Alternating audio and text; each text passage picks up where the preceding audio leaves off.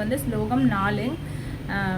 அத்ர சூரா மகேஸ்வாஷா பீமார்ஜுன சமாயுதி யுயுதானோ விராடஷ கிருபதஷ மகாரத. அதாவது அந்த சேனையில் பீமனுக்கும் அர்ஜுனனுக்கும் சமமான வில்லாளிகள் பலரும் இருக்கின்றனர். யுயுதானன், விராடன், துருபதன் போன்ற மாபெரும் வீரர்கள் உள்ளனர்.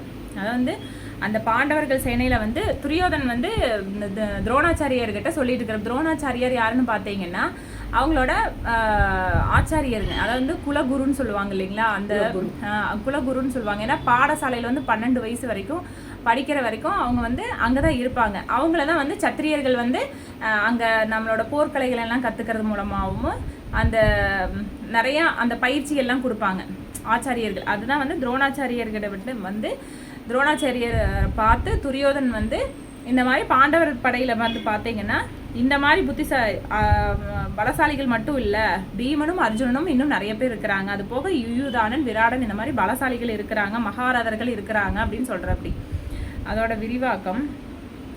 துரோணாச்சாரியாரின் மிகச்சிறந்த போர் வலிமைக்கு முன் திருஷ்டத்யுமன் முக்கிய தடையாக இல்லாவிட்டாலும் இதர வீரர்கள் பலர் பயத்திற்கு காரணமாக இருந்தனர். வெற்றியின் பாதையில் பெரும் தடைக்கற்களாக அவர்களை இங்கு துரியோதனன் குறிப்பிடுகிறார். ஏனெனில் அவர்கள் ஒவ்வொருவரும் பீமனையும்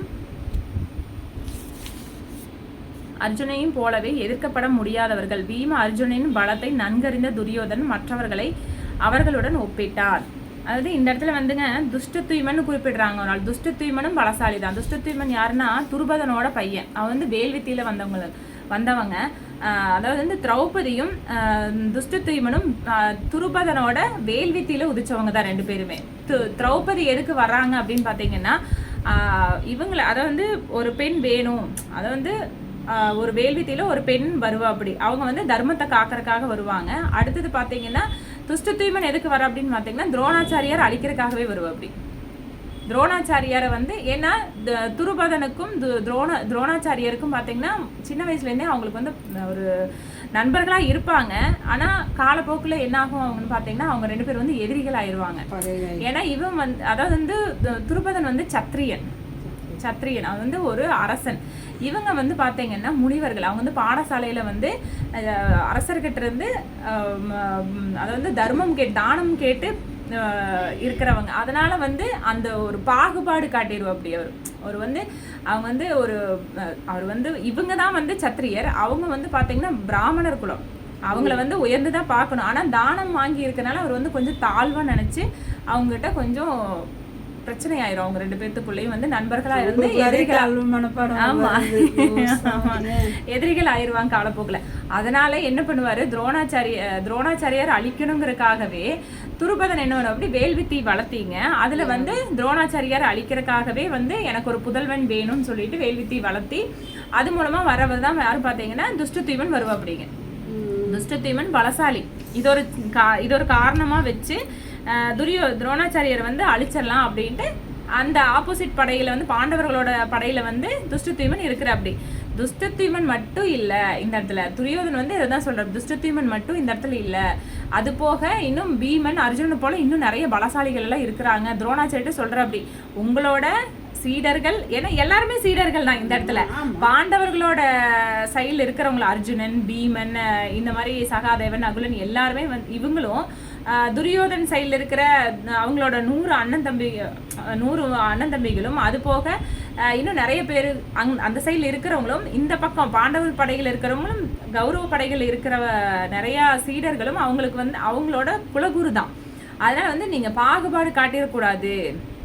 உங்களோட சீடர்கள்னால நீங்கள் வந்து பாகுபாடு காட்டக்கூடாது. போரில் வந்து நீங்கள் வந்து அவங்கள வந்து வீழ்ச்சி அடைய வைக்கணும் அப்படிங்கிறதான் வந்து ஒரு குறிக்கோளாக வந்து யாரு சொல்கிறாங்க, துரியோதனன் வந்து துரோணாச்சாரியர்கிட்ட சொல்லிட்டு இருப்பா. அப்படி இது வந்து இந்த ஸ்லோகத்தோட விரிவாக்கம் சொல்லிட்டு இருக்கிறது வரைக்கும் பார்த்துருக்குறோம். இப்போ அடுத்தது பார்த்தீங்கன்னா பீமன் அதை வந்து பாடசாலையில் இருக்கிறப்ப ஒரு சில குறிப்பிட்ட வயசு வரைக்கும் தான் அங்கே வந்து பாடசாலையில் அவங்க இருக்க முடியும். அப்படி இருக்கிறப்ப துரியோதனன் பார்த்தீங்கன்னா பீமனை வந்து பலசாலின்னு அவனுக்கு தெரியும். பீமன் வந்து பலசாலி அப்படிங்கிறது தெரியுங்க. அதாவது அர்ஜுனன் வந்து வில்லாளிங்கிறது தெரியும். ஒவ்வொருத்தருக்கும் ஒவ்வொரு ஸ்பெஷல் இருக்கும். அங்கே பாண்டவர்களுக்கு பார்த்தீங்கன்னா ஒவ்வொருத்தருக்கும் ஒவ்வொரு ஸ்பெஷல் இருக்கும். பீமன் வந்து நல்ல பலசாலிங்கிறது வந்து துரியோதனுக்கு தெரியும். ஆனால் அதனால வந்து பீமனை அழிக்கணும் அப்படின்னு சொல்லிட்டு அவர் என்ன பண்ணுவோம் அப்படி ஸ்வீட்னா அவருக்கு ரொம்ப பிடிக்கும். ஆக்சுவலாக ஆச்சாரியர்கள் இந்த இடத்துல வந்து பீமன் என்னன்னு சொல்றாங்கன்னா பெரும் தீனிக்காரன் அப்படின்னு சொல்றாங்க. செல்லமா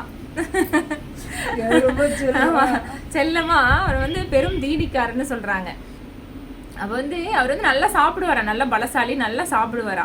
அப்போ வந்து இப்போ ஸ்வீட்னா ரொம்ப பிடிக்கும் அவருக்கு. அப்போ வந்து இவங்க என்ன பண்ணுறாங்க, துரியோதனெல்லாம் வந்து சூழ்ச்சி பண்ணுறாங்க. அவங்க அங்கேயும் வந்து ஒரு கூட்டு சேர்ந்துட்டு தான் பீமனை வந்து அழிக்கிறதுக்காக அங்கே முயற்சி பண்ணுறாங்க.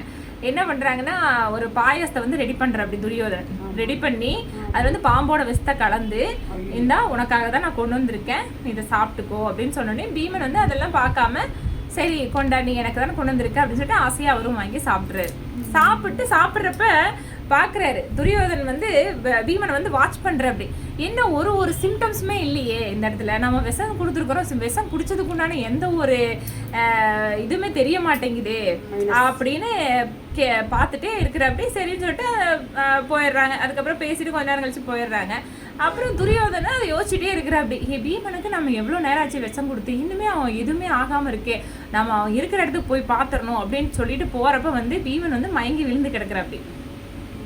அவ எப்போ மதியம் போல குடிச்சது, விஷம் கலந்து குடிச்சது, அவருக்கு சாயந்தர நேரம் தான் அவருக்கு வந்து மயங்கி விழுகிறதுக்குண்டான சூழ்நிலையே. அவர் உடம்புக்கு அப்பதான் வேலை செய்யுது விஷம். ரொம்ப நேரம் கழிச்சு தான் லேட்டாக தான் வேலை செய்யுது. பீமனுக்கு வந்து அப்பதான் வேலை செய்யுது. அவர் மயங்கி விழுகிறப்ப துரியோதனன் ஏதோ நம்ம கிட்ட கலந்து கொடுத்துட்டா அப்படி, அதனாலதான் நம்மளுக்கு இந்த மாதிரி ஆயிருக்குது அப்படின்னு அதை யோசிக்கிறப்பே அவர் மயங்கி விழுந்துடுற அப்படி.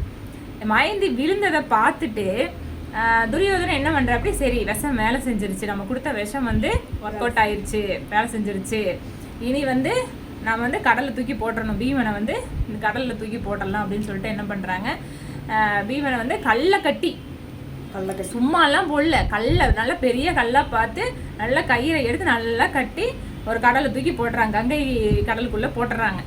கங்கை கடையில போட்ட இடம் எப்படிங்கன்னா பீமனுக்கு இந்த இடத்துல ஒரு அதிர்ஷ்டம். போட்ட இடத்துல என்னன்னு பார்த்தோம்னா நாகலோகத்துக்கு போற வழி. அங்க இருக்கிற பாம்பு சர்ப்பம் வந்து என்ன பண்ணுது, பீமனை கடிச்சிருச்சு. என்ன ஆகுது இந்த இடத்துல, துரியோதனன் ஒரு பாம்போட விஷத்தை கொடுத்த அப்படி பீமனுக்கு. இப்போ ஒரு பாம்பு கடிச்சிருச்சு 10வது. ஆனா இங்க ஒரு ட்விஸ்ட் என்னன்னு பாத்தீங்கன்னா, அந்த குடிச்ச பாம்போட விஷத்தை முறிக்கிறதுக்கு இந்தோட பாம்பு விஷம் தான் பீமனுக்கு உதவி இருக்குது.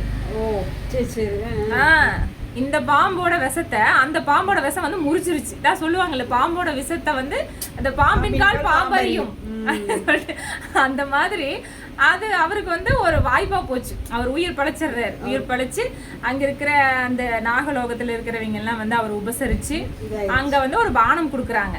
எப்பேற்பட்ட பானம் அப்படின்னா, அவர் என்னன்னா 1000 யானை பலம் கொண்ட பானம். அது சாதாரணம் இல்லை. 1000 அந்த பானத்தை குடிச்சோம்னா அவங்களுக்கு வந்து ஒரு பயங்கர ஒரு 1000 யானை பலம் வந்துடும் அவங்களுக்கு. அவர் பீமன் ஆல்ரெடி பலசாலி தான். அவரு 1000 யானை பலம் இருக்கிறத பார்த்தா எப்படி இருக்கும், இன்னும் உடம்புக்கு வந்துச்சுன்னா எவ்வளவு பலசாலி அவர். மகாரதர், அது மகாரதர், அதிரதர், அந்த மாதிரி ரொம்ப பலம் கிடைச்சிருங்க அவருக்கு அது மூலமா. அப்புறம் பொழைச்சு மேல வந்துருவார். கடலை விட்டு வெளியில வந்து இந்த செய்தி துரியோதனுக்கு எப்படியே போய் சேர்ந்துக்கும். துரியோதனுக்கு எப்படியே போய் சேர்ந்துட்டு இப்ப பாத்தீங்கன்னா திருதராஷ்டிரனுக்கு பாத்தீங்கன்னா 100 மகன் 1 மகள். அவங்க பேர் எல்லாமே பாத்தீங்கன்னா தூள தான் அதிகமா ஆரம்பிக்கும். துருபதன், துச்சாதனன், அப்ப மகளோட பேரு துச்சலை, இந்த மாதிரிதான் அதிகமா ஆரம்பிக்கும். இப்ப பாத்தீங்கன்னா அதுல துரியோதனோட சகோதரர்கள் ஒருத்த வந்து யுயுத்சுன்னு பேரு. யுயுத்சுன்னு பேரு. இவங்க வந்து இந்த சகோதரன் வந்து என்ன பண்ணுவாரு, பாண்டவர்களோட கொஞ்சம் நல்ல விதமா பழகுவா. அப்படி கொஞ்சம் விரோதியா இல்லாம கொஞ்சம் நல்ல விதமா பழகுவா. அப்படி கொஞ்சம் அன்போட பழகுவா. அப்படி ரொம்ப விரோதத்தை காட்டாம பழகுவா. அப்படி அவங்க வந்து இந்த மாதிரி துரியோதனுக்கு வந்து இந்த செய்தி போயிடும். அவன் வந்து யுயுத்சு போயிட்டு பீமன் கிட்ட சொல்லுவா. அப்படி இது வந்து கொஞ்ச நாள் கழிச்சுதான், இது வந்து உடனே நடக்காது, இது ஒரு கொஞ்ச நாள் கழிச்சு, சில காலம் கழிச்சுதான் வந்து இது நடக்கும். நடக்கிறப்ப யுயுத்சு போய் பீமன் கிட்ட, பீமனும் அர்ஜுனனும் வந்து பேசிக்கிட்டு இருக்கிறப்ப யுயுத்சு போய் சொல்ற அப்படி, பீமா பாரு, ஏற்கனவே வந்து துரியோதன் வந்து விஷத்தை கொடுத்து உன்னை கடலை தூக்கி போட்டுருக்குற, அப்படி நீ இந்த தடவை ஜாக்கிரதையா இருந்துக்கோ, உன்னை கவுக்கறக்கு லட்டு செஞ்சு எடுத்துட்டு இருக்கிற அப்படி அதுல வந்து இன்னும் அதிகப்படியான விஷத்தை வேற கலந்து எடுத்துட்டு வந்துட்டு இருக்கிற அப்படி ஜாக்கிரதையா இருந்து கூட யூதிஷ்டர் சொல்லிட்டு கிளம்பிடுவாரு. அப்புறம் சரின்னு சொல்லிட்டு அர்ஜுனும் பீமனும் பார்த்துட்டு இருப்பாங்க. துரியோதன் வருவ அப்படி நான் இந்த மாதிரி உனக்கு தான் லட்டு கொண்டு வந்தேன் அப்படின்னு சொல்லிட்டு தெரிஞ்சும் தெரியாத மாதிரி பீமனும் அர்ஜுனும் பேசிட்டு அந்த லட்டை வாங்கி வச்சுட்டு நான் இப்பதான் சாப்பிட்டேன், என்ன கொஞ்ச நேரங்கள் சாப்பிட்டுக்கிறேன் அப்படின்னு சொல்லிட்டு சந்தோஷமா பேசி துரியோதனை வந்து கிளப்பி விட்டுருவாங்க. துரியோதனை வந்து கிளப்பி விட்டுருவாங்க. இது இந்த மாதிரி நடக்கும். அது வந்து அப்போ அந்த வயசுல இருந்தே பார்த்தீங்கன்னா அவனுக்கு வந்து விரோதம் மனசுக்குள்ள இருந்தே அந்த வஞ்சனை வளர்த்திக்கிட்டே இருப்பா அப்படி துரியோதனன். அந்த 100 புதல்வர்களையே பார்த்தீங்கன்னா அதாவது திருதராஷ்டிரனோட புதல்வர்கள்ல 100 புதல்வர்கள்ல துரியோதனன் வந்து ரொம்பவுமே துரியோதனும் துச்சாதனும் ரொம்பவுமே ஒரு குரோதமும் அந்த கோபத்தோடையும் அந்த அரசாங்கத்தை பிடிக்கணும், அந்த ஆட்சியை அமைக்கணும் அப்படின்ட்டு அந்த ஒரு வெறியோடையே அந்த பாண்டவர்களை வந்து ரொம்பவுமே கஷ்டப்படுத்திக்கிட்டே இருப்பாங்க. கடைசி வரைக்கும் கஷ்டப்படுத்திக்கிட்டே தான் இருப்பாங்க. அப்புறம் பார்த்தீங்கன்னா அப்புறம் வந்து நம்மளோட இப்போ நம்ம இந்த மாதிரி நம்ம மகாபாரத போருக்கு அதெல்லாம் எடுத்துட்டு நம்ம ஒரு உதாரணம் அவங்க அதுலேருந்து ஒரு நல்லதையெல்லாம் எடுத்துட்டு இந்த மாதிரி எல்லாம் வாழ்ந்துருக்குறாங்க. நம்ம இந்த மாதிரி அவங்கள மாதிரியே நம்மளும் தர்ம பாதையில் போகணும் அப்படின்ட்டு நம்ம வாழ்ந்துட்டுருக்குறோம். ஒரு சிலர் வந்து அதையும் ஃபாலோ பண்ணி நம்மளும் இது போல் வந்து வாழ்ந்து நம்மளும் வந்து பகவான்கிட்ட போயிடலாம், ஏன்னா இங்கே பௌதிக வந்து ரொம்ப கொடூரமானது அப்படின்னு சொல்லிட்டு நம்மளும் வாழ்ந்துட்டுருக்குறோம். அப்போது நம்மளோட வாழ்க்கையில் எது ரொம்ப முக்கியமான நாள் அப்படின்ட்டு நம்மளுக்குள்ள அந்த கேள்வி வந்து வரணும் அப்படிங்கிறாங்க ஆச்சாரியர்கள். எது நம்மளுக்கு ஆச்சாரியர் வந்து எது முக்கியமான நாள்னு நீ தெரிஞ்சுக்கணும் அப்படிங்கிறாங்க. நம்மளுக்கு எது முக்கியமான நாள் உங்களுக்கு தெரிஞ்சு எது நம்மளோட வாழ்நாளில் வாழ்கிறோம், பிறக்கிறோம், மறுபடியும் வளர்கிறோம், நிறையா பௌதிக விஷயமா நிறையா செயல்படுறோம், சம்பாதிக்கிறோம், அப்புறம் நிறைய நம்ம கல்யாணம் பண்ணுறோம், குழந்தைகளை பெற்றுக்கிறோம், குழந்தைகளை வந்து வளர்க்குறதுக்கு உண்டான வேலையை செய்கிறோம்.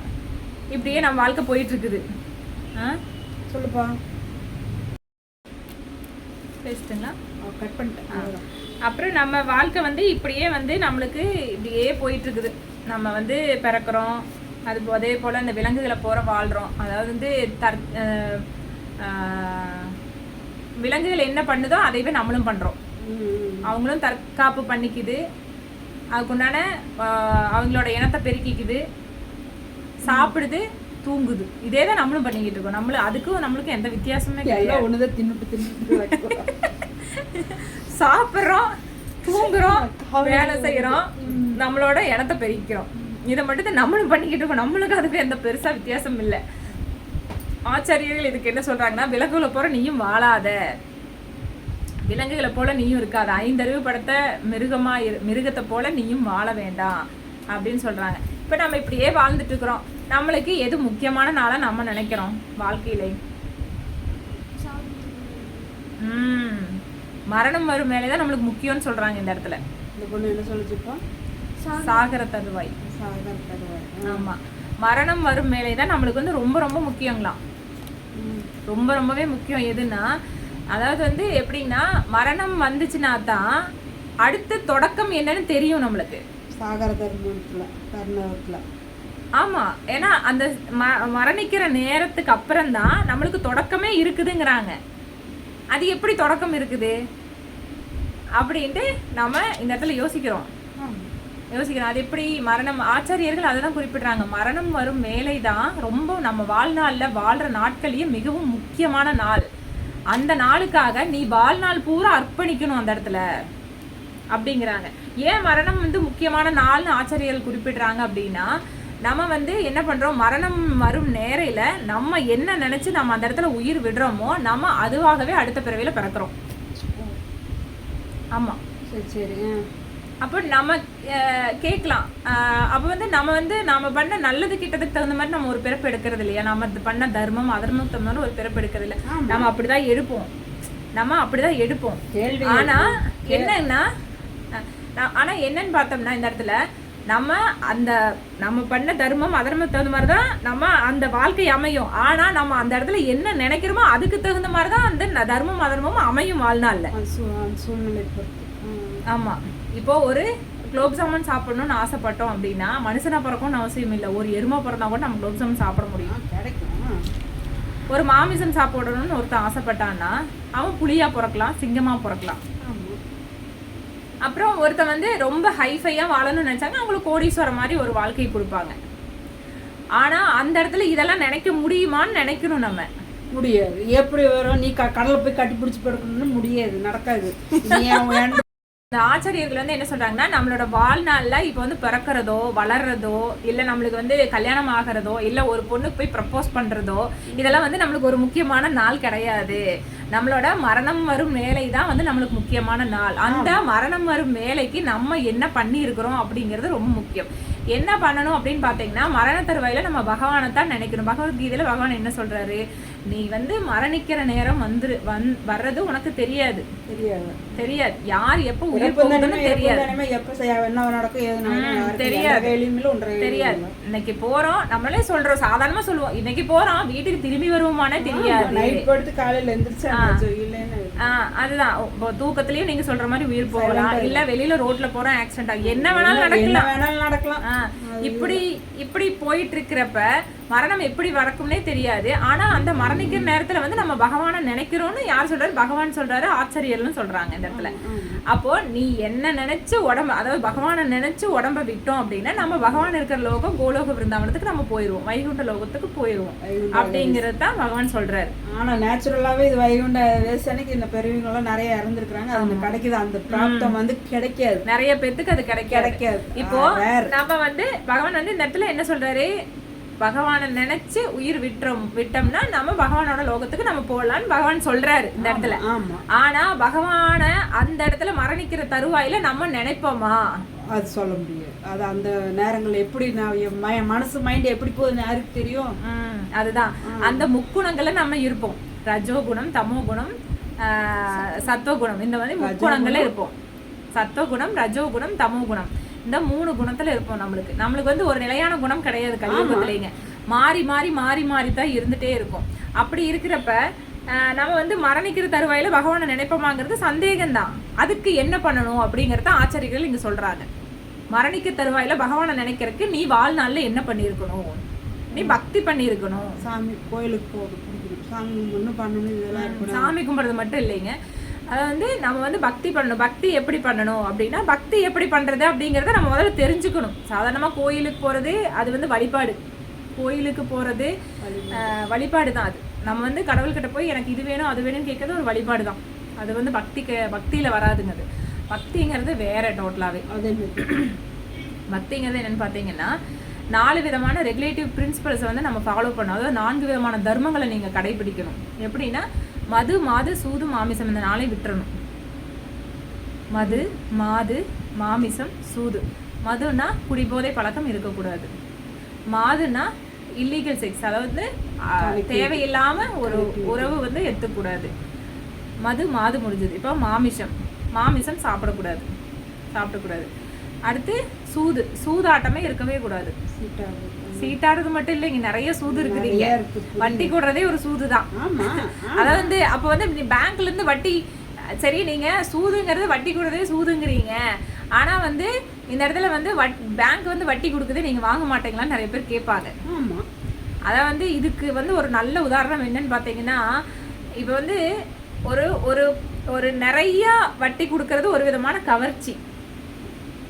இப்போ ஒரு 1000 ரூபாய்க்கு ஒரு 200 ரூபா 300 ரூபா வட்டிங்கிறது ஒரு கவர்ச்சி.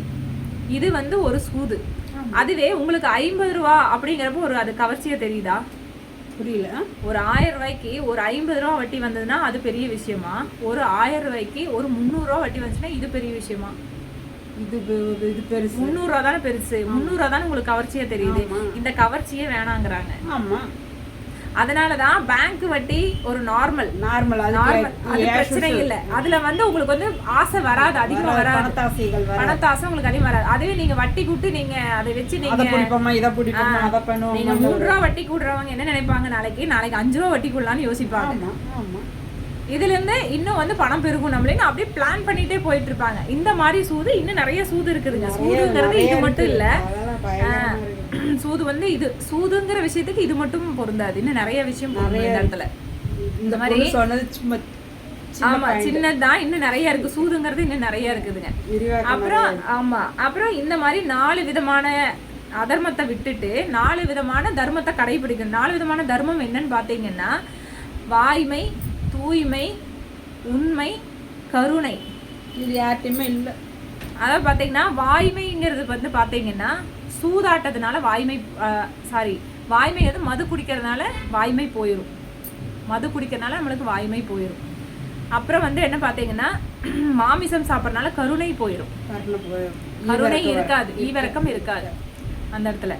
அப்புறம் பாத்தீங்கன்னா இப்போ வாய்மை போயிடுச்சு, கருணை பார்த்தாச்சு. இப்போ தூய்மை, உடல் சுத்தம் இல்லைன்னா அந்த இடத்துல தூய்மை இருக்காது.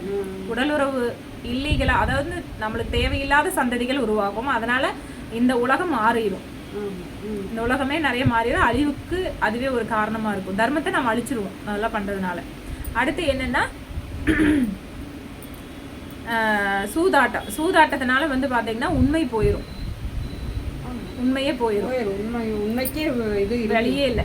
இந்த 4 விதமான கொள்கைகளை கடைபிடிச்சு ஒரு பக்தி பண்ணும், அதாவது பகவானுக்கு வந்து பக்தி பண்ணிட்டு இருந்தோம்னா மட்டும்தான் அது பக்தி அப்படிங்கிறாங்க. இந்த அதாவது வந்து இப்ப நம்ம ஒருத்தர்கிட்ட வேலை செய்யறோம், நம்ம அவங்க சொல்றத நம்ம கேட்கணும். நம்ம இஷ்டத்துக்கு வேலை செஞ்சா அது எப்படி நம்ம அவங்களுக்கு கட்டுப்பட்டு நடக்கிறதா இருக்குங்க? அதாகாது. அதனால வந்து அவங்களுக்கு வந்து அவங்க என்ன சொல்றாங்களோ அதைத்தான் நம்ம கேட்டு நடக்கணும். நம்ம வாட்டுக்கு இஷ்டத்துக்கு வேலை செஞ்சா அவங்களுக்கு எப்படி நம்ம கட்டுப்பட்டு நடக்கிறதா இருக்கும்? அப்ப பகவான் என்ன கட்டளை இட்டாரோ அவரோட கட்டளைக்கு கட்டுப்பட்டு நடந்தா மட்டும்தான் அவருக்கு நம்ம பக்தி பண்றதா அர்த்தம். இல்லைன்னா அந்த இடத்துல பக்திங்கிறது எந்த இடத்துல இருக்கு? அப்ப நீ என்ன வேணாலும் நான் எனக்கு பிடிச்சதை நான் பண்றேன், சௌரியத்திற்கு நீ செய்ய, இப்ப நான் பாட்டு நான் இது பண்ணிட்டு இருக்கணுமா? அதுதான்.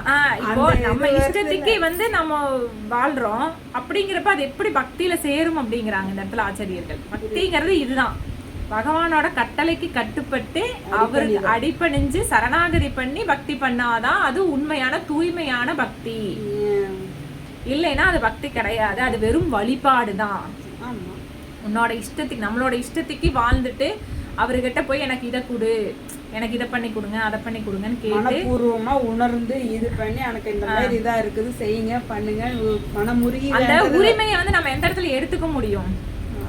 இப்போ நம்ம வந்து அந்த உரிமை எடுத்துக்கிறோம்னா நம்ம அந்த அளவுக்கு நம்ம அவங்க கிட்ட அடிபணிஞ்சிருக்கணும் இல்ல, சரணாகதி பண்ணி இருக்கணும் இல்ல, கீழ்பணிந்து போனாதான் நம்ம கிட்ட உரிமையோட நம்ம கேட்க முடியும். அந்த உரிமையே அந்த இடத்துல கிடைக்காதே பக்தி பண்ணலினா. பக்தி பண்ணல உனக்கு எனக்கு இதே இல்லையா? அதுதான் சொல்றேன். எந்த இடத்துல புரியல அந்த இடத்துல இது பண்ணி நம்ம இது உடச்சு கொஸ்டின் உனையோ நம்ம கேள்வி அந்த உரிமை வந்து நம்மளுக்கு பகவான் கிட்ட வேணும் அப்படின்னா நம்ம வந்து அந்த பக்தி மூலமா தான் அந்த உரிமை எடுத்துக்க முடியும். பக்தி வந்து பண்ணினா மட்டும்தான் அந்த உரிமை எடுத்துக்க முடியும், இல்லைன்னா அந்த உரிமை எடுத்துக்க முடியாது அப்படிங்கிறாங்க. அதை வந்து அசத் சங்கம், அதுங்க சத் சங்கம் வேற, அசத் சங்கம் வேற, ரெண்டு இருக்குது. அசத் சங்கம் எதுன்னு பாத்தீங்கன்னா இந்த 4 விதமான ரெகுலேட்டிவ் பிரின்சிபலை ஃபாலோ பண்ணவே மாட்டாங்க. அவங்க வழிபாடு பண்ணுவாங்க, வாரத்துக்கு 2 நாள் கோயிலுக்கு போவாங்க, ஞாயிற்றுக்கிழமை ஆச்சுன்னா அவங்க வேலையை பார்ப்பாங்க. பக்தி சத்சங்கம் எப்படி இருக்குன்னு பாத்தீங்கன்னா டெய்லியும் வந்து வீட்டுல வந்து மங்களார்த்தி பண்ணணும், 16 மாலை ஜபம் பண்ணணும், அந்த 4 விதமான ரெகுலேட்டிவ் பிரின்சிபல்ஸை வந்து ஃபாலோ பண்ணணும், ஒரு குருவுக்கு சேவை பண்ணணும். இதுதான் வந்து பக்தி அப்படிங்கிறாங்க ஆச்சாரியர்கள். இப்போ நம்ம மரணம் வரும் வேளையில பகவான் நினைக்கிறதுக்காக நம்ம பக்தி பண்ணணும். அப்ப பக்தி நம்ம எப்படி பண்றது அப்படின்னா இப்படிதான் பண்ணணும்னு தெரியுது, ஆனா நம்ம இதை எப்படி தெரிஞ்சுக்கிட்டு பண்றது அப்படின்னு ஒரு விஷயம் முறையா நம்ம எப்படி வந்து நம்ம செய்யணும். இப்ப பக்திங்கிறது தெரியுது, பக்தி நான் எப்படி செய்யணும் நிறைய பேருக்கு தெரியாது. சரி, இந்த 4 விதமான ரெகுலேட்டிவ்ஸ் பிரின்சிபலை நீங்க ஃபாலோ பண்ணணும்னு சொல்றீங்க, நான் வந்து இந்த மாதிரி எல்லாம் பகவான் நான் வழிபடணும், நம்ம என்ன பண்றது அப்படிங்கிறதுக்காக நம்மளோட சந்தேகங்களை வந்து விளக்கிக்கிறதுக்காக நம்ம வந்து குருவை போய் அணுகணுமா? ஒரு குருவை போய் அணுகணும். கலியுகத்துல பாத்தீங்கன்னா ராதாகிருஷ்ணரை நம்ம வந்து நேரடியா தொடர்பு கொள்றதுக்கு உண்டான தகுதி நம்ம கிட்ட கிடையாதுங்களாம். டைரக்டா போய் உங்களுக்கு வந்து சேவை பண்ணவே முடியாதாம். காரணம் வந்து அந்த அளவுக்கு நம்ம வந்து கட்டுண்ட பந்தப்பட்ட வீழ்ந்த ஆத்மாக்கள் நம்ம எல்லாருமே. அவங்களுக்கு இது பண்ணி போய் சேரத்துக்கு யார் இருக்கிறாங்க சொல்றேங்க, அதான் சொல்ல வர அடுத்தது வர்றேன். கரெக்ட், ஆமா. அதுக்கு நம்ம இப்போ பக்தி பண்ணணும், பக்தி பண்றதுக்கு உண்டானதுக்கு என்ன பண்ணணும்னா, பக்தி பாதையில போறதுக்கு வந்து நம்மளுக்கு ஒரு வழிகாட்டி தேவை. அந்த வழிகாட்டி யாரா இருக்கணும் அப்படின்னா, ஒரு ஆச்சாரியரா இருக்கணும். ஒரு அங்கீகரிக்கப்பட்ட ஒரு ஆச்சாரிய பரம்பரையிலிருந்து வந்திருக்கணும். அதாவது குரு சீட பரம்பரையா இருக்கணும். ஆமா, ஒரு குருவை நம்ம தேர்ந்தெடுக்கணும். நம்ம வாழ்க்கையில வந்து நம்ம பக்தி பாதையில போகணும், பக்தியில முன்னேறணும் அப்படின்னா நம்ம ஒரு குருவை தேர்ந்தெடுக்கணும். அந்த குரு எப்பேற்பட்டவரா இருக்கணும் அப்படின்னு பார்த்தீங்கன்னா, அவர் வந்து குரு சீட பரம்பரையிலேருந்து வந்திருக்கணும். அதாவது இந்த இடத்துல என்ன சொல்றாங்கன்னா, சாச்சா தரித்வேன சாமத்திய சாத்வை, சாச்சா தரித்வேன சாமத்திய சாத்வை யுக்த சதாவா ஹிருதயேவ தஸ்பி கிந்து பிரபோர்யா ஹிருதயேவ தஸ்ய வந்தே குரு ஸ்ரீ சரணாரவிந்தம். அது என்னன்னா, பகவானுக்கும் ஆன்மீக குருவுக்கும் வேறுபாடு இல்லை. பகவானோட ஆன்மீக குரு வந்து எப்படி வர்றாருன்னா, ஆன்மீக குரு வந்து பகவானோட அந்தரங்க தாசன். பகவானுக்கும் ஆன்மீக குருக்கும் வேறுபாடு இல்லை. ஆனா பகவானை போல பூஜிக்கப்பட வேண்டியவர். ஆனா பகவான் கிடையாது. பகவானே ஆன்மீக குருவா வராரு. இங்க இருக்கிற கட்டுண்ட ஆத்மாக்களை, கலியுகத்துல இருக்கிற கட்டுண்ட ஆத்மாக்களை விடுவிக்கிறதுக்காக பகவான் ஆன்மீக குரு ரூபமா வருகிறார். அவரை வந்து பகவானை போலவே நம்ம வழிபடணும். ஆனா பகவான் கிடையாது. இந்த மாதிரியான ஒரு ஆன்மீக குரு தான் நம்ம தேர்ந்தெடுக்கணும். இந்த மாதிரியான ஒரு ஆன்மீக குரு வந்து எப்படி இருப்பாங்க அப்படின்னு பார்த்தோம்னா, வாசோ வேகம், மனசோ வேகம், குரோத வேகம், உதரோபஸ்த வேகம் அப்படின்னு சொல்றாங்க. அதாவது வந்து பேச்சு, நாக்கு, பாலுறுப்பு, இந்த மாதிரி 6 விதமான கட்டுப்பாடுகளோட அவங்க வந்து பக்தியில வந்து வாழ்ந்துட்டு வருவாங்களாம். இந்த மாதிரியான 6 விதமான கட்டுப்பாடுகளோட யார் வாழ்றாங்கன்னு பார்த்தோம்னா, அவங்க வந்து எப்படி இருப்பாங்கன்னு நம்ம பார்த்துக்கிட்டோம்னா, முக்குணங்கள்ல இருக்கவே மாட்டாங்களா அவங்க. அந்த ஆன்மீக குருவுக்கு வந்து முக்குணங்கள்ல அவங்க வந்து இருக்கவே மாட்டாங்களா. முக்குணங்கள் எப்படின்னு பார்த்தீங்கன்னா, சத்வகுணம், ரஜோகுணம், தமோ குணத்துல இருக்கவே மாட்டாங்களா. அவங்க வந்து சுத்த சத்துவ நிலையில தான் இருப்பாங்களாம். இந்த 3 குணங்களுக்கு மேல ஒரு குணம் இருக்கு, மேற்கொண்டு சுத்த சத்துவ நிலை. அது வைஷ்ணவர்களுக்குரிய நிலை. இதுல இருக்கிறதுலயே டாப் ஃபர்ஸ்ட் யாருன்னா வைஷ்ணவர்களோட நிலை தான் உயர்ந்தது. இந்த கலியுகத்திலேயே எப்பவுமே வந்து, கலியுகம்னு இல்லை, எல்லா யுகத்திலையுமே வந்து உயர்ந்த நிலை யாருக்கு கிடைக்குதுன்னா வைஷ்ணவர்களுக்கு தான் கிடைக்குதுங்க. அவங்க தான் சுத்த சத்துவ நிலையில இருப்பாங்க. அவங்க வந்து சுத்த சத்துவ நிலையில இருப்பாங்களாம். உண்மையான ஆன்மீக குரு சுத்த சத்துவ நிலையில இருப்பார். 2வது, தன்னை கடவுள்னு சொல்லிக்கவே மாட்டார், சொல்ல மாட்டார். தன்னை கடவுளோட பிரதிநிதியா மட்டும்தான் காட்டிக்குவார். தன்னை கடவுள், என்னை கும்பிடுங்க, நான் தான் பகவான் அப்படின்னு சொல்லவே மாட்டாராம். பகவானை தான் கை காட்டுவாரே தவிர தன்னை வந்து கை காட்டிக்க மாட்டாராம். 3வது, பகவான் கிட்ட கூட்டிட்டு போவார். நம்மளோட தீட்சை எதுக்கு வாங்குறது அப்படின்னு பார்த்தீங்கன்னா, நம்மளோட பாவத்தையெல்லாம் அவங்க எடுத்துக்குவாங்க. நம்மளோட பாவத்தையெல்லாம் அவங்க எடுத்துட்டு அடுத்த மறுபிறவி கொடுப்பாங்க, 2ஆம் பிறப்பு. அதுதான் தீட்சை. தீட்சை வந்து இனிஷியேஷன்ங்கிறது வந்து ஆரம்பம் தான். தீட்சை எடுத்து வச்சுட்டு முடிஞ்சிருச்சுன்னு நினைக்கிறாங்க, அதுதான் ஆரம்பமே நீங்க சொல்றாங்க. தீட்சைனா ஆரம்பம், ஆரம்பம், இனிஷியேஷன். தீட்சைனா ஆரம்பம். உண்மை. ஆக்சுவலா நம்ம வந்து மாலை சொல்றதுனாலையும் இல்லை, அந்த ரெகுலேட்டிவ் பிரின்சிபல்ஸை ஃபாலோ பண்றதுனாலே நம்ம வந்து டாப் போயிட்டோன்னு அர்த்தமே இல்லை. நம்ம எவ்வளவு தான் பக்தி பண்ணாலும் நம்ம வந்து கீழ்நிலையானவங்க தான் அப்படிங்கறத மனசுல வந்து நம்ம பதிய வச்சுக்கணும். ஆன்மீக குரு பகவான் தான் டாப்பஸ்ட் எப்பவுமே. நம்ம பார்த்தீங்கன்னா, தன்னை பிரதிநிதின்னு காட்டிக்க மாட்டார், பகவானத்தை பிரதிநிதின்னு காட்டிக்குவாரு. தீட்சை எடுக்கிறது மூலமா குரு வந்து என்ன பண்ணுவார், ஆன்மீக குரு அவன் நம்மளோட பாவத்தையெல்லாம் அவர் எடுத்துட்டு 2ஆம் பிறப்பு கொடுப்பாரு. நம்மளுக்கு மந்திர தீட்சை வழங்குவாரு. அது போக நம்மளுக்கு பேரும் வச்சிருவாரு. அந்த இடத்துல 2ஆம் பிறப்புக்கு பேர் கொடுப்பாங்க, புது பேர் கொடுப்பாங்க, புது பேர் கொடுப்பாங்க. இப்போ இந்த மாதிரி இந்த மாதிரி ஒரு பகவான் கிட்ட கூட்டிட்டு போறதுக்கு உண்டான ஒரு இது வரும். அடுத்து பார்த்தீங்கன்னா, பரம்பராவை காட்டுவார். குரு பரம்பராவை காட்டுவார். ஆமா, ஒரு குருவை தேர்ந்தெடுக்கிறதுக்கு இன்னொரு முக்கிய காரணம் என்னன்னு சொல்றாங்கன்னா, ஒரு குருவை தேர்ந்தெடுக்கிறோம் அப்படின்னா அந்த குருவுக்கு இன்னொரு குரு இருக்கணும் கண்டிப்பா. அந்த குருவுக்கு இன்னொரு குரு இருக்கணும், அந்த குருவுக்கு இன்னொரு குரு இருக்கணும். இப்படி கிருஷ்ணாவில இருந்து இறங்கி வர்றது நம்மளுக்கு வந்து கட்டுண்ட ஆத்மாக்களை விடுவிக்கிறதுக்காக அவங்க வரணும். இப்ப திடீர்னு ஒரு குரு வராரு அப்படின்னா அவங்களோட கருத்துக்களை மட்டும்தான் அவங்க கொடுத்துருப்பாங்க, சொந்த கருத்துக்களை அந்த இடத்துல கொடுத்துருப்பாங்க. சாஸ்திரத்துல இருக்கிற கருத்துக்களை கொடுக்க மாட்டாங்க. ஒரு குருவுக்கு படிப்படியே இன்னொரு குரு இருந்துட்டு இருக்கிறோம், அது கிருஷ்ணால இருந்து வந்த பரம்பரையா இருக்கணும் அப்படின்னு சொல்றாங்க. அடுத்து பாத்தீங்கன்னா, அவங்க சாஸ்திரத்துல என்ன இருக்கோ, அதாவது நம்ம 18 சாஸ்திரங்கள் இருக்குது.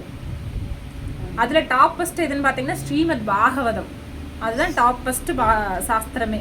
சாஸ்திரத்திலே உயர்ந்தது ஸ்ரீமத் பாகவதம்.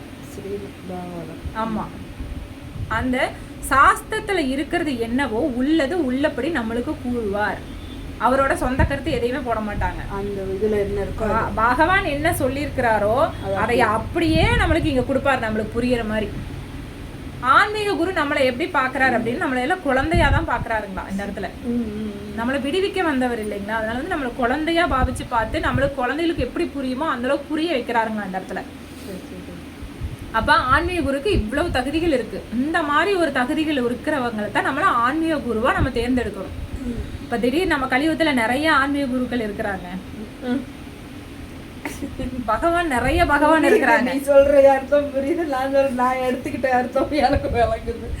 பகவான் வந்து என்ன விளக்கம்னே தெரியாம பகவான் வச்சுக்குவாங்க. பகவான்னா 6 ஐஸ்வர்யங்களையும் சேர்ந்ததுதான் பகவான். 6 விதமான ஐஸ்வர்யங்களை வந்து சேர்ந்ததுதான் வந்து முழுமையா இருக்குங்களா பகவான்கிற அப்படிங்கிற வார்த்தைக்கு.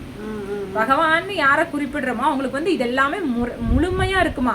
நம்ம வந்து என்ன தெரியுங்களா, நீ அழகா இருக்க, நீங்கள் வந்து உங்களுக்கு நீங்கள் வந்து இந்த மாதிரியெல்லாம் படிக்கிறீங்க, நீங்கள் வந்து சூப்பராக படிக்கிறீங்க, இல்லை நீங்கள் நீங்களோட செலக்ஷன்ஸ் எல்லாம் சூப்பராக இருக்குது அப்படின்னு சொன்னால் நம்ம வந்து அப்படியே மெல்ட் ஆயிடுவோம். நம்ம இன்னொருத்தர் சொன்னோம்னு வச்சுக்கோங்களேன், இன்னொருத்தர் வந்து நம்மளை புகழணும், நம்ம புகழ்ந்தா இன்னொருத்தர் வந்து நம்மளை புகழ்ந்தாதான் நம்ம மெல்ட் ஆகும். ஆனால் இந்த இடத்துல பகவான் வந்து தன்னிலே திருப்தி அடைவார். ஏன்னா அவர்கிட்ட எல்லாமே இருக்கு. அவருக்கு வந்து புகழுக்கு பஞ்சம் இல்ல, அறிவுக்கு பஞ்சம் இல்ல, வெற்றிக்கு பஞ்சம் இல்ல, செல்வத்துக்கு பஞ்சம் இல்ல, திறமைக்கு பஞ்சம் இல்ல, தவத்துக்கு பஞ்சம் இல்ல, எல்லாமே அவர்கிட்ட இருக்கிறனால முழு அம்சமும் அவர்கிட்ட இருக்கிறனாலதான் பகவான் அப்படின்னு சொல்றாங்க. இப்ப பகவான்ங்கிற அர்த்தமே என்னன்னு தெரியாம நிறைய பேரு பகவான் பகவான் பின்னாடியே வச்சுக்குவாங்க. பேருக்கு பின்னாடி இவங்க பகவான், அவங்க பகவான், இவங்க பகவான் அப்படின்னு வச்சிருக்காங்க. பகவானுக்கு உண்டான முழு அர்த்தம் என்னன்னா கிருஷ்ணர் தான். கிருஷ்ணருக்கு தான் வந்து எல்லாமே இருக்கு, எல்லா ஐஸ்வர்ய குணங்களும் நிறைஞ்சிருக்கு. அவர் வந்து தனியா யாருமே புகழ்ச்சி புகழணும் அப்படிங்கிற அவர் அவசியமே கிடையாது. ஏன்னா அவர் வந்து தன்னிலேயே திருப்தி அடைவார். அவர்கிட்ட வந்து எல்லாமே இருக்கிறதுனால அவர் தன்னிலேயே திருப்தி அடைஞ்சுக்குவாருங்களாமா. ஆமா, இப்படி வந்து நம்ம வந்து ஒரு ஆச்சாரியரை அணுகணும். ஆச்சாரியருக்கு அணுகிறது மூலமா தான் நம்ம பக்தி பண்ண முடியும். அவங்க கிட்ட போய் பணிவா சேவை செஞ்சு அடக்கமான முறையில் நம்ம கேள்வி கேட்டு நம்மளோட கேள்விகளை எல்லாம் கேட்டு நம்மளோட ஞானத்தை பெருக்கிக்கணும் அப்படிங்கிறாங்க. எப்படின்னா தத்வித்தி பிரணி பார்த்தேன பரிப்பிரஷ்னேன சேவையா உபதேசந்தி தேக்ஞானம் ஞானித தத்துவ தர்ஷின. அது எப்படின்னா ஒரு ஆன்மீக குரு அணுகி அவங்களுக்கு சேவை செஞ்சு அடக்கத்தோட பணிவா நம்மளோட கேள்விகளையும் சந்தேகங்களையும் கேட்டோம்னா உண்மையும் ஞானத்தையும் முழுசா பெற்றவங்களான அவங்க வந்து நம்மளுக்கு வந்து ஞானத்தை கொடுக்க முடியும், இந்த இருள்ல இருந்து விளக்க முடியும் அப்படிங்கிறாங்க. இந்த இருளான ஒரு பௌதீக சிறைச்சாலையில இருந்து நம்மளை விடுவிக்க முடியும். அது வந்து ஒரு ஆன்மீக குரு மூலமா தான் முடியும். ஏன் ஆன்மீக குரு மூலமா தான் நான் போக முடியுமா, ஏன் நான் கிருஷ்ணர் மூலமா போகக்கூடாதா, கிருஷ்ணரை வந்து நான் டைரக்டா கும்பிடக்கூடாதா அப்படின்னு நிறைய பேர் கேட்பாங்க இந்த இடத்துல. ஆனா வந்து இந்த இடத்துல பகவானே என்ன சொல்றாரு அப்படின்னு பார்த்தோம்னா, என்ன தனியா கும்பிடுறவங்க என்னோட பக்தன் கிடையாது. பகவானை மட்டுமே கும்பிடுறவங்க வந்து அதாவது என்ன மட்டுமே கும்பிடுறவங்க என்னோட பக்தன் கிடையாது. என்னுடைய பக்தனோட பக்தன் தான் என்னுடைய பக்தன். அதாவது என்னோட பக்தனை யாரு கும்பிடுறாங்களோ அவங்க தான் என்னுடைய பக்தன் பகவானே சொல்றாரு. ஆமா, இந்த இடத்துல வந்து கிருஷ்ணரை வந்து நம்ம தனியா வந்து பக்தி பண்றதுக்கோ நம்மளுக்கு எந்த விதமான தகுதியுமே கிடையாது. அதனால வந்து ஒரு ஆன்மீக குரு மூலமா போனோம்னா மட்டும்தான் நம்ம வந்து பகவான் வந்து கொஞ்சமாவது நெருங்கறதுக்கு உண்டான சூழ்நிலை வந்து ஆன்மீக குரு நம்மளுக்கு கொடுப்பாரு. நம்ம தனியாக போகணும் அப்படின்னு நினச்சோம்னா அது முடியாத, பகவான் ஏற்றுக்கிறதே கிடையாது. ஒரு ஆன்மீக குரு மூலமாக தான் நம்ம வந்து கோலோக விருந்தாவனத்துக்கே போக முடியுமா, அங்கே போய் அவருக்கு சேவை செய்யவும் முடியுங்களா. சேவகனோட சேவகனோட சேவகனோட சேவகனோட சேவகனோட சேவகனா இருக்கிறது தான் பகவானுக்கே பிடிக்கும். சேவகனோட சேவகனோட ஆமா பிடிக்கும். நம்ம வந்து டைரக்டா போய் அவங்களுக்கு வந்து சேவை பண்றதுக்கு உண்டான இது கிடைக்காது. நம்ம அந்த அளவுக்கு பக்தி பண்ணவும் முடியாது, பண்ணவும் மாட்டோம். நம்ம வந்து ஹரகுர பக்தி ஆரம்ப நிலை பக்தி தான் நம்ம. அதனால வந்து ஒரு ஆன்மீக குருவை பிடிச்சிட்டோம்னா நம்ம ஈஸியா நம்ம போய்க்கலாம் அப்படிங்கறத இங்க வந்து பகவானும் சொல்றாரு, ஆச்சாரியர்களும் சொல்றாங்க, சாஸ்திரமும் அதுதான் சொல்லுது. நம்ம கலியுக மக்களுக்காக தான் ஸ்ரீமத் பாகவதமே வந்து நம்மளுக்கு கிருஷ்ணர் வந்து பாகவத ரூபமா இருக்கிறார் இந்த கலியுகத்துல. ஆக்சுவலி இது எப்ப நடக்குது? 5000 வருஷத்துக்கு முன்னாடி தானே நடக்குது. ஸ்ரீமத் பாகவதம் எப்ப வந்து சத்தியவத்திலேயே வந்துச்சு இல்லையே. துவாபர யுகத்துல தானே வந்துச்சு. துவாபர யுகம் கிருஷ்ணரோட காலத்துல அந்த கிருஷ்ணர் எல்லாம் வந்து பகவான் ஸ்ரீ கிருஷ்ணரும் அவங்களோட எல்லாருமே சேர்ந்து கோலோக விருந்தாவன் ஆன்மீக லோகத்துக்கு போனதுக்கு அப்புறம் பரிஷித் மகாராஜா மூலமா தான் வந்து நம்மளுக்கு ஸ்ரீமத் பாகவதம் சுகதேவ் கோஸ்வாமி பரிஷித் மகாராஜா இவங்க மூலமா தான் வந்து நம்மளுக்கு வந்து ஸ்ரீமத் பாகவதமே கிடைக்குது. தர்மம் வந்து பகவான் கோலோக விருந்தாவனுக்கு போறப்ப பின்னாடியே தர்மம் போயிருச்சான். ஏன்னா கலியுகம் வரப்போகுது அப்படிங்கறதுனால. அப்புறம் இன்னும் வந்து நிறைய பக்தர்கள் இருப்பாங்க, இன்னும் வந்து பக்தி பண்ணுவாங்க அப்படிங்கிறதுக்காக தர்மம் எங்க போயிருச்சுங்களா? ஸ்ரீமத் பாகவதத்துல போயிருச்சுங்களா. இப்ப தர்மம் கலியுகத்துல எங்க இருக்குன்னு பார்த்தா ஸ்ரீமத் பாகவத ரூபத்துலதான் இருக்குது. கிருஷ்ணருக்கும் தர்மத்துக்கும் ஸ்ரீமத் பாகவதத்துக்கும் வேறுபாடே கிடையாதுங்க. அதனாலதான் ஸ்ரீமத் பாகவதம் வந்து நம்ம வந்து வீட்டுல வாங்கி வச்சு படிக்கணும். டெய்லியும் கடைசிக்கு ஒரு ஸ்லோகமாவது நம்ம படிக்கணும். ஹரே கிருஷ்ணா மகாமந்திரத்தை வந்து டெய்லியும் சொல்லணும், இவ்வளோ குறிப்பிட்ட டைம் சொல்லணும் அப்படிங்கிறது. ஏன்னு பார்த்தீங்கன்னா மரணம் வரும் நாள் தான் நம்மளுக்கு இங்கே முக்கியமான நாள்னு நம்மளுக்கு சொல்லிட்டாங்க. அப்போ மரணத்துக்குண்டான பக்தி பண்ணணும். பக்தி பண்ணக்கு ஒரு ஆன்மீக குரு அணுகிறோம். ஆன்மீக குரு நம்மளுக்கு எப்படியான ஒரு ஆன்மீக குரு நம்மளுக்கு அமையணும்னு ஒன்று இருக்குது. எப்படி தேர்ந்தெடுக்கணும்னு அதையே நம்ம பண்ணி அது கரெக்டான ஒரு ஆன்மீக குருவை, சரியான ஆன்மீக குருவை நம்ம அணுகணும். ஆன்மீக குருவை அணுகிறது மூலமாக நம்ம பக்தி பாதையில் முன்னேறுவோம். முன்னேறது மூலமாக நம்ம என்னென்ன பண்ணுவோம்? பக்தி பாதையில் ஈடுபட்டு நம்ம பகவானை திருப்திப்படுத்துவோம், ஆன்மீக குருவையும் திருப்திப்படுத்துவோம். இப்படி திருப்திப்படுத்துறது மூலமாக தான் நம்ம இந்த உடம்பு எடுத்திருக்கிறோம். நான் ஒரு 70 வயசு வாழ்கிறேன்னு வச்சுக்கோங்க. இப்போ எனக்கு 40 வயசு, இன்னும் 30 வருஷம் வாழ்வேன். இந்த 30 வருஷத்தில் நான் பக்தி பண்ணாதான் நான் இந்த காலங்காலமாக, அதாவது 84 லட்சம் வகையான யோனிகளை கடந்து தான் நம்மளுக்கு இந்த மனித பிறவே கிடைச்சிருக்குது. சரி, எடுத்த உடனே யாருக்குமே மனித பிறவி கிடைக்காது. அதாவது விதை வடிவத்திலிருந்து தான் வரும், படிப்படியாக வருங்களாம். இப்போ நம்ம மனித பிறவி எடுத்துட்டோம் அப்படின்னா ஏதோ ஒரு சூழ்நிலையில் நம்ம ரொம்ப கேவலமாக வாழ்ந்துட்டோம், அதனால நம்மளுக்கு மறுபடியும் மனித பிறவி கிடைக்கல அப்படின்னு சொல்லி மறுபடியும் விதை வடிவத்துக்கு போயிட்டோம்னா படிப்படியாக முன்னேறித்தான் நீங்கள் வந்து மனித பிறவியே கிடைக்கும். எடுத்தோடனே உங்களுக்கு அடுத்த விதை வடிவு போனோடனே உடனே மனித பிறவி கிடைக்காது. அப்படி இருக்கிறப்ப நம்ம இந்த 30 வருஷ காலம் நம்ம ஆத்மா வந்து இந்த உடம்பு எடுத்துருக்குது. இந்த உடம்ப வந்து 30 வருஷ காலம் வந்து அதை வந்து இந்த உடம்புல வந்து நான் ஒரு 70 வருஷம் வாழ்றேன்னு வச்சுக்கோங்க, இன்னும் ஒரு 30 வருஷத்துக்கு இருப்பேன்னு வச்சுக்கோங்க. அதுக்கப்புறம் அப்படிங்கிறத நான் யோசிக்கணும். ஆமாம், அதுக்கப்புறம் நம்ம ஆத்மா எந்த மாதிரி ஆகும், எந்த இடத்துக்கு போகும், நம்ம எந்த மாதிரியான உடம்பு எடுத்துக்குவோம், நம்ம மறுபடியும் மனித பிறவி கிடைக்குமா இல்ல மிருக பிறவி கிடைக்குமா, நம்ம என்ன அவன் நரகத்துக்கு போவோமா இல்ல பகவான் கிட்ட போவோமா அப்படிங்கிறது நம்மளுக்கு தெரியாது. தெரியவும் தெரியாது. அதைத்தான் நம்ம பண்ணணும். இந்த உடம்புக்கு தேவையானதை மட்டும் பண்ணிட்டு இருந்தா என்ன பண்றது? நம்ம வந்து இத்தனை கால வருஷம் வாழ்றோம், ஒரு 70 வருஷம் வரைக்கும் நான் வாழ்றேன் அப்படின்னா 70 வருஷம் முடிஞ்சதுக்கு அப்புறம் நான் என்ன ஆவேன்? அடுத்த உடம்பை எடுப்பேனா இல்ல உடம்பே கிடைக்காதா அப்படிங்கறது நம்மளுக்கு தெரிஞ்சிருக்கணும். அப்ப அந்த நம்ம உடம்புக்கு மட்டுமே நம்ம பார்த்துக்கிட்டு செஞ்சுக்கிட்டு இருந்தோம் அப்படின்னா நம்ம ஆத்மாக்கு உண்டானது நம்ம பண்ணவே மாட்டோம். ஆத்மா தான் நம்ம இந்த இடத்துல கவனிக்கணும்னு சொல்றாங்க. உடம்ப மட்டும் கவனிச்சுட்டு இருக்காது. ஜென்மமா நீ இந்த உடம்ப மட்டும் தான் கவனிச்சுட்டே இருக்க. நீ ஆத்மாவை கவனிச்சா மட்டும்தான் இந்த பௌதீகத்திலிருந்து உனக்கு விடுதலை கிடைக்கும். இது ஒரு சிறைச்சாலை, துக்காலயம் அசாஸ்வதம் அப்படின்னு சொல்றாங்க. இங்க வந்து துக்கம் மட்டுமே நிறைஞ்சிருக்கு. துக்கத்தை வந்து அதிகமா கொடுப்பாங்க, இன்பத்தை வந்து கிள்ளி தான் கொடுப்பாங்க, துக்கத்தை மட்டும் அளவில்லாம கொடுப்பாங்க அப்படிங்கிறாங்க. அதாவது இந்த இடத்துல வந்து நிறைய பேர் கஷ்டப்படுறோம், எனக்கு வந்து ரொம்ப கஷ்டமா இருக்குது, எனக்கு சுடுதே அப்படிங்கிறாங்க. நெருப்புல இருக்கிறோம், எப்படி சுடாம இருக்கும்? நெருப்புல நின்றுட்டு நம்மளுக்கு சுடுதேனா எப்படி சுடாம இருக்கும் நம்மளுக்கு? அப்ப அந்த நெருப்புல இருந்து நம்ம எப்படி வெளியில வரணுங்கிறத நம்ம கத்துக்கணும். நம்ம உடம்ப மட்டுமே பராமரிச்சுட்டு இருந்தா, ஆத்மாவை பராமரிச்சோம்னா தான் இந்த 70 வருஷத்துக்கு அப்புறம் அந்த ஆத்மா எங்க பரமாத்மாட்ட இருந்து வந்ததோ அந்த பரமாத்மா கிட்ட போக முடியும். நம்ம உடம்ப மட்டும் கவனிச்சோம் அப்படின்னா அது வந்து திரும்ப அந்த பிறப்பு இறப்பு சுழற்சியிலேயே சுத்திக்கிட்டே இருக்கும். மறுபடியும் எல்கேஜில இருந்து வரணும், அதுக்குள்ளாரே ரவுண்ட் அடிக்க இல்லையே. மறுபடியும் ஸ்கூல் போகணும், படிக்கணும், எக்ஸாம் எழுதணும். தயாரா இருக்கிறீங்களா? மறுபடியும் எக்ஸாம் எழுதணும், தயாரா இருக்கிறீங்களா? இல்ல அப்பாதான் அந்த இதுக்கு நம்ம மேற்கொண்டு என்ன வேற என்ன இது கமிட்மெண்ட் அதை தான் நம்ம பார்ப்போம். அதுதான் அது அடுத்தடுத்து இதுலயே சுத்திக்கிட்டே இருப்போம். அந்த உடம்பு ரீதியான ஒரு அந்த சம்பந்தத்திலேயே சுத்திக்கிட்டு இருப்போம் அப்படிங்கிறாங்க. நீ ஆத்மாவை கவனிக்கணும், நீ உடம்பு ரீதியா பண்ற அது ஓகே, அது இருந்துதான் ஆகணும். அது இருந்தாலும் ஒரு பக்கம் நம்ம வந்து ஆத்மாக்கு உண்டான நம்ம தீனியை போட்டே இருக்கிறோம். உடம்புக்கு என்ன பண்றோம்? குளிக்கிறோம், சாப்பாடு போடுறோம், சுத்தபத்தமா வச்சுக்கிறோம். அதே மாதிரி ஆத்மாவுக்கு உண்டான தீனி என்ன அப்படின்னு பாத்தீங்கன்னா ஹரிநாமம் தான் அதுக்கு தீனியே. ஹரே ராமா ஹரே கிருஷ்ணா. ஆமா, ஹரிநாமம் தான் தீனியே உங்களுக்கு. ஏன்னா பரமாத்மா நம்மளுக்குள்ளேயே தான் இருக்கிறார், வேற எங்கேயுமே இல்ல. உங்களுக்குள்ளேயே பகவான் இருக்காரு, என்னோட உடம்புக்குள்ளேயே இருக்கிறார். ஏன்னா நம்ம அவரை கூப்பிடுறது இல்ல, அவரை கண்டுக்கிறது இல்ல, அவரை கவனிக்கிறது இல்ல, அவருக்கு உண்டானதை கொடுக்கறது இல்ல, நம்ம ரெஸ்பான்சிபிள் இல்ல. ஆமா, நம்ம அவருக்கு உண்டான ரெஸ்பான்சிபிலிட்டி எடுத்துக்கணும். அப்படிங்கிறப்ப நம்ம என்ன பண்ணணும் அப்படின்னா, நம்ம ஹரிநாமம் சொல்லணும், சத்சங்கத்துல இருக்கணும், ஒரு ஆன்மீக குருவுக்கு சேவை பண்ணணும், நம்ம பாகவதம் பகவத்கீதை இந்த மாதிரி சாஸ்திரங்களை படிக்கணும், சாதனா பக்தி பண்ணணும் அப்படின்னு சொல்றாங்க. ஆமா, சாதனா பக்தி பண்ணணும். அப்பதான் வந்து நம்ம பகவான் வந்து நம்மள திரும்பி பார்ப்பாரு. ஏன்னா அவர் வந்து அப்புறம் சாட்சியா மட்டுமே இருந்துருவாரு. அப்புறம் பக்தனுக்கு உதவுவார், உள்ள இருந்தே பக்தனுக்கு வந்து செயல்படுத்துவார், கட்டுப்படுத்துவாருங்க. ரிஷிகேஷர், அதனாலதான் சொல்றாங்க ரிஷிகேஷர்னா புலன்களை ஆள்பவர்னு அர்த்தம். ஹரே ராம ஹரே கிருஷ்ணன் சொன்னோம்னா அந்த செயல்படுத்தல் வந்துருது, வரும் உள்ள இருந்து. ஆமா, ஒரு டைம் சொன்னாவே அவங்க பக்தன் தான். நம்ம எந்த அளவுக்கு சரணாகதி பண்றோமோ அந்த அளவுக்கு அவரோட அனுக்கிரகம் நம்மளுக்கு கிடைக்குது. நம்மள உள்ள இருந்தே புலன்களை கட்டுப்படுத்துவார் அவரு.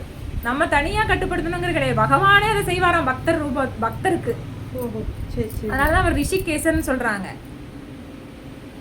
ஆன்மீக குருக்களை வந்து என்ன சொல்றாங்க, ஆக்சுவலா இவர் வந்து ரிஷிகேசர்னு சொல்லுவாங்க. எதனால அப்படின்னு சொன்னா, புலன்களை அடக்கி ஆள்பவர்னு அர்த்தம். அடக்கி ஆள்பவர்னு அர்த்தம். அடக்கி ஆள்பவர்னு அர்த்தம். அதுதான் கண், காது, மூக்கு, வாய், செவி. நம்ம மனசை ஒரு நிமிஷம் நீங்க கட்டுப்படுத்த முடியுமா? நீங்க இங்க இருக்கிறீங்க, போன் வருது, நம்ம போகணும், சீக்கிரம் முடிச்சா போகணும் அப்படிங்கிற எண்ணம் நம்மளுக்கு இருக்கும். போகணும், இந்த வேலை இருக்கு, நாம போனோம்னா நம்ம இதை பண்ணணும் அப்படிங்கிற ஒரு தாட் உள்ள ஓடிக்கிட்டே தான் இருக்கும். நம்ம மனசை கட்டுப்படுத்தவே முடியாது. மனசை விட வேகமானவராம் பகவான், காற்றை விட வேகமானவர் மனதை விட வேகமானவராம் பகவான். கோஸ்வாமிகள் அதை என்ன சொல்றாங்க, கோஸ்வாமிகள் புலன்களை கட்டுப்படுத்துபவர்னு சொல்றாங்க. அதனாலதான் 6 கோஸ்வாமிஸ் இருக்காங்க இல்லைங்க, நீங்க பாத்திருக்கீங்கல்ல. 6 கோஸ்வாமி வந்து புலன்களை கட்டுப்படுத்துபவர், புலன்களை வென்றவர்னு அர்த்தம். இவங்க வந்து இவர் அடக்கி ஆள்பவர். ரிஷிகேஷருக்கு அர்த்தம் வந்து அடக்கி ஆள்பவர்னு அர்த்தம். இந்த இடத்துல இவ வந்து இப்படி வந்து நம்ம ஆன்மீக குரு அனுவரம் பக்தி பண்ணா நம்ம பகவானை போய் சேருவோம். இந்த இடத்துல ஒரு மகாபாரதத்துல வந்து ஒரு சின்ன ஸ்டோரி என்னன்னு பாத்தீங்கன்னா, அந்த ஒரு குளத்துல வந்து பஞ்ச பாண்டவர்கள் போய் தண்ணி குடிச்சு என்ன ஆகும், இறந்துருவாங்க தாகத்துல. அந்த காட்டு பகுதியில போறப்ப வந்து மயங்கி விழுந்துருவாங்க. தக்ஷன் வந்து அந்த இடத்துல யுதிஷ்ட மகாராஜா போறப்ப என்னோட சகோதரர்கள் எல்லாம் விழுந்து கிடக்குறாங்கன்னு காட்டி அந்த தண்ணி குடிக்கிறதுக்கு போறப்ப என்ன, அங்க தண்ணிக்குள்ள வந்து தக்ஷன் வெளியில வருவா. அப்படி தக்ஷன் வெளியில வந்துட்டு யுதிஷ்டரை பார்த்து கொஸ்டின் கேட்பாராம். நான் வந்து ஒரு கொஸ்டின் கேட்பேன், ஆனால் உட்கார முடியலன்னு நினைக்கிறேன். தக்ஷன் வந்து யுதிஷ்டரை பார்த்து கேள்வி கேட்பாராம், உலகத்திலேயே ஒரு ஆச்சரியமான விஷயம் எது அப்படின்னு கேட்பாராம். கேட்டதுக்கு வந்து இதுக்கு நீ பதில் சொல்லிட்டு நீங்க தண்ணியே குடிக்கணும், இல்லைன்னா நீயும் வந்து மயங்கி விழுந்துருவ, உயிர் போயிடும் அப்படின்னு வந்து சொல்ற அப்படி தக்ஷன் இடத்துல. அதுக்கு வந்து யுதிஷ்டர் என்ன சொல்றாராம், அகானி பூதானி கச்சந்தீக யமாலயம் சேஷாக ஸ்தாவரம் இச்சாந்தி கிம் ஆச்சரியம் அர்த்தபரம். அதாவது வந்து யமலோகத்துக்கு வந்து தினம் பல லட்சக்கணக்கான வந்து ஜீவாத்மாக்கள் வந்து இறந்து போயிட்டு இருக்கான். ஆனா இங்க உயிர் வாழ்றவங்க வந்து அந்த மரணத்தை பத்தி யாருமே சிந்திக்கிறதே இல்லையாம். இதுக்கு உதாரணமா எதை சொல்றாங்கன்னா, கசாப் கடையில இருக்கிற ஆட்டை தான் சொல்றாங்க. ஒரு ஆடு வெட்டி கொலை பண்ணி தோலை உரிச்சு தொங்க விட்டுருக்காங்க. ஆனா அது கொஞ்சம் தள்ளி இருந்து அந்த பக்கம் நிக்கிற ஒரு 5-6 ஆடுகள், மீதி அடுத்து கொல்ல வேண்டிய ஆடுகள்லாம் அங்க புல்லு சாப்பிட்டு இருக்குமா. இந்த மாதிரிதான் நம்மளும் இருக்கோம், ஆட்டுக்கும் நம்மளுக்கு வித்தியாசமே இல்லைன்னு சொல்றாங்க. இந்த பதில கேட்டு தக்ஷன் வந்து மகிழ்ச்சி ஆகி அப்புறம் பஞ்ச பாண்டவர்கள் அந்த மயக்கம் நிலையில இருக்கிறவங்களையும் விடுவிச்சிருவாங்களாம். இந்த மாதிரி மகாபாரதத்துல வந்து ஒரு சின்ன ஸ்டோரி வரும். அந்த அந்த பஞ்ச பாண்டவர் வந்து காட்டுக்கு போவாங்களே வனவாசம் போகிறப்ப இந்த மாதிரி நிறைய அதில் வந்து கதைகளில் வரும். மகாபாரத ஸ்டோரி வந்து இன்னும் நிறையா இருக்குது. அதில் ஒரு சின்ன ஸ்டோரி இது. இந்த மாதிரி மரணம் நாளுக்கு வந்து நம்ம தயாராக இருக்கணும். இந்த இடத்துல மரண நாளுக்காக தயாராக இருக்கணும் அப்படிங்கிறாங்க. மரண நாளுக்காக நம்ம தயாராக இருந்து பக்தி பண்ணிட்டு இருந்தால் நம்ம பகவானை அடைய முடியும். இந்த வாழ்க்கையை நம்ம வேஸ்ட் பண்ணிடக்கூடாது. மனித உடம்பை எடுத்துருக்குறோம், மனித உடம்பை எடுத்து நம்ம வந்து வேஸ்ட் பண்ணிடக்கூடாது அப்படிங்கிறாங்க ஆச்சாரியர்கள். மனித உடம்பை வேஸ்ட் பண்ணிட்டா அடுத்து நம்மளுக்கு எந்த மாதிரி பிறவி கிடைக்குதுன்னு தெரியாது. ஆனால் பகவானை நோக்கி நம்ம ஒரு அடி எடுத்து வச்சோம்னா 10 அடி அவரை நம்மளுக்கு திரும்பி பார்ப்பார். ஒரு அடி எடுத்து வச்சோம்னா 10 அடி திரும்பி பார்ப்பார். அதனால வந்து நம்ம வந்து ஹரே கிருஷ்ணா கிருஷ்ணா கிருஷ்ணா ஹரே ஹரே, ஹரே ராமா ராம ராமா ஹரே ஹரே. கலியுகத்தோட எனக்கு அதை எழுதி கொடுங்க. கலியுகத்தோட இந்த சங்கீர்த்தன இயக்கம் தான், அதாவது இந்த ஹரிநாமம் மட்டும்தான் நம்மளுக்கு வந்து தோஷத்தை வந்து போக்கும். ஹரே ராம ஹரே நாம இவ கேவலம் கலேர் நாஸ்தியேவ கதிர் அந்யதா. அதாவது இந்த ஹரிநாமத்தை தவிர வேறு கதி இல்லை, வேறு கதியே இல்லை அப்படிங்கிறாங்க. நேரத்தில் நம்ம வந்து ஹரிநாமத்தை வந்து நம்மளுக்கு எந்த அளவுக்கு நம்மளுக்கு இன்னொருத்தருக்கு சொல்லியும் கொடுக்குறோம், எந்த அளவுக்கு நம்ம எடுத்து சொல்கிறோம். நம்மளும் வீட்டில் நம்ம மட்டும் பக்தி பண்ணால் பத்தாது, நம்ம சுற்றி இருக்கிறவங்களையும் பக்தி பண்ண வைக்கணும். நம்ம மட்டும் சந்தோஷமா இருந்தால் பத்தாதுல்ல, நம்ம சுற்றி இருக்கிறவங்களும் விடுதலை அடைஞ்சா நம்மளுக்கு பகவானுக்கு ஒரு சேவை பண்ண மாதிரி அவரு அது மூலமாக திருப்தி அடைவார். நீ மட்டும் சந்தோஷமா இருந்தால் போதுமா அப்படின்னு நம்ம வந்து இன்னொருத்தருக்கும் அந்த ஹரிநாமத்தை வந்து நம்ம எடுத்து சொல்லணும். ஏன்னா அந்த ஆத்மாவும் கஷ்டப்படுது இல்லையா. இங்கே வந்து நம்ம இங்கே இருக்க வேண்டிய ஆளுங்களே இல்லை, நம்ம வந்து பெரிய கோடீஸ்வரம் வீட்டு குழந்தைங்க, நம்ம ஏன் வந்து இங்கே கஷ்டப்படணும்? இது தெரியாம ஆசைப்பட்டு இங்க விழுந்து இன்னும் ஜென்மமா காலமா ஒரு ஜென்மம் இல்லை, 2 ஜென்மம் இல்லை, பல 84 லட்சம் வகையான யோனிகளை பிரிஞ்சுதான் நம்ம இங்க வந்திருக்கோம். அப்ப எத்தனை லட்சம் காலமா நம்ம பகவானை பிரிஞ்சிருக்கோம். இந்த இடத்துல பல லட்சம் வருஷமா வந்து நம்ம பிரிஞ்சிருக்கிறோம். இந்த இடத்துல நம்ம பகவான்கிட்ட மறுபடியும் போகணும். நம்ம அங்கே போய் அந்த இடத்துல பார்த்தீங்கன்னா ஆன்மீக லோகத்து இங்கே தான் பயம் கவலை எல்லாமே நடுக்கும் எல்லாமே இங்கே இருக்கும். ஆனால் அந்த லோகத்தில் பார்த்தீங்கன்னா பயம் இருக்காது, கவலை இருக்காது. 16 வயசுல இருப்போம், வயசாகாது, என்றும் இளமையா இருக்கும். நம்ம நடக்கிற இடம் பார்க்குற இடமெல்லாம் வைரமும் சிந்தாமணி கல்லும் அவ்வளவு அழகா, கிளிகளும் மான்களும் கிருஷ்ணர் ராதையும் எவ்வளவு ஆனந்தமா இருக்கும். அந்த இடத்த விட்டுட்டு நம்ம இங்க வந்து இப்படி கஷ்டப்படுறோம். நம்ம திருப்பி போகணும் கோலோக விருந்தாவனத்துக்கு. அதனால வந்து எனக்கு வாய்ப்பு கொடுத்தமைக்கு ரொம்ப நன்றி. ஹரே கிருஷ்ணா. ஒரு சேவைக்கு நன்றி, சேவை கொடுத்ததுக்கு ரொம்ப நன்றி. ஹரே கிருஷ்ணா. ஸ்ரீல பிரபுபாத் கி ஜெய்.